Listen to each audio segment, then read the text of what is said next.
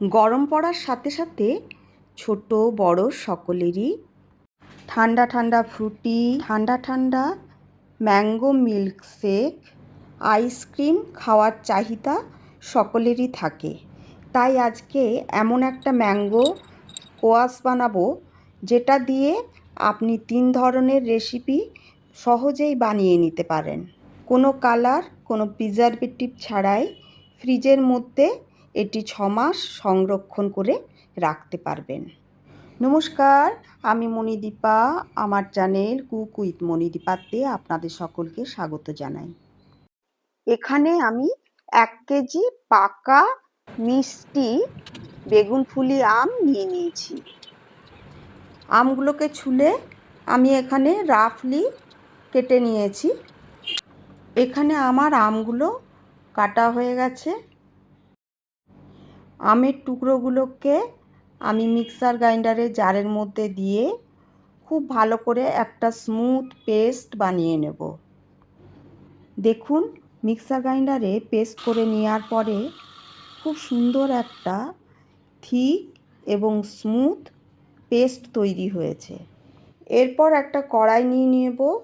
কড়াইয়ের মধ্যে এখানে চিনি আর জলের একটা মিশ্রণ তৈরি করব, যেখানে 2 কাপ জল, 2 কাপ চিনি খুব ভালো করে একটু ফুটে এলে জাস্ট চিনিটা যখন মিক্স হয়ে যাবে তখনই আমের পাল্পটা দিয়ে খুব ভালো করে মিক্স করে নেব। যতক্ষণ না ট্রান্সপারেন্ট হয়ে আসছে আমের মিশ্রণটা ততক্ষণ ফুটোতে থাকবো। এখনো আমের পাল্পটা পুরোপুরি মিক্স হয়নি। আঁচটাকে কমিয়ে এইভাবে মিশ্রণটা নাড়তে থাকবো। এখানে ছোট চামচে 2 চামচ নুন, 1 চামচ সাইট্রিক অ্যাসিড, যেটাকে আমরা নিবুশত বলি, এটা দেওয়ার জন্যই মিশ্রণটা অনেক দিন ধরে প্রিজার্ভ করে রাখা যাবে। এছাড়াও 1 চামচ ভিনিগারও আপনি দিতে পারেন। এখানে আমি 1 চামচের মতো মধু দেব। মধু দেওয়ার কারণে এই স্কোয়াশের মধ্যে কোনো ফাঙ্গাস পড়বে না। দেখুন, সম্পূর্ণ কেমিক্যাল বিহীন একটি ট্রান্সপারেন্ট ম্যাঙ্গো স্কোয়াশ তৈরি করে নিলাম। একটা ছাঁকনির মধ্যে স্কোয়াশটাকে আরেকবার ছেঁকে নেব যাতে স্কোয়াশটা বেশ স্মুথ হয়। পাকা আম বিদায় নেওয়ার আগে একবার হলেও এই রকম বানিয়ে সংরক্ষণ করে রেখে দেবেন। এরকম একটা কাঁচের বোতল নিয়ে ধুয়ে রোদ দেখিয়ে তার মধ্যে পুরো মিশ্রণটাকে ঢেলে নেব। আমার কাছে ফ্যানেল ছিল না, তাই বোতলের মুখটা কেটে একটা ফ্যানেলের মতো তৈরি করে আমি পুরো মিশ্রণটাকে ঢেলে নিয়েছি। এই ম্যাঙ্গো স্কোয়াশ দিয়ে আপনাদেরকে আমি 3 রকমের রেসিপি দেখাবো। তার মধ্যে নাম্বার 1-এ আছে mango Frooti fresh and juicy. গ্লাসের মধ্যে ম্যাঙ্গো স্কোয়াশ ঢেলে চিল ওয়াটার ঢেলে দিতে হবে। চামচ দিয়ে মিক্স করে উপর থেকে বরফের টুকরো দিয়ে ঠান্ডা ঠান্ডা ফ্রুটি ছোট বড় সকলে উপভোগ করুন।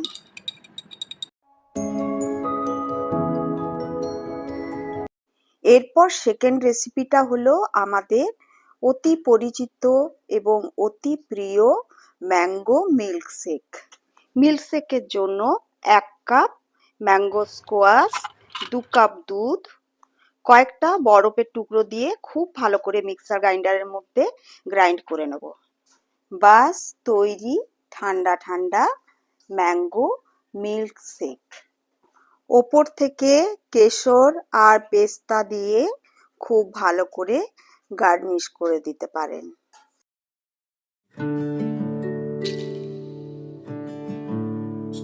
চলুন অতি সহজে একটা ম্যাঙ্গো আইসক্রিমের রেসিপি আপনাদের সাথে শেয়ার করছি।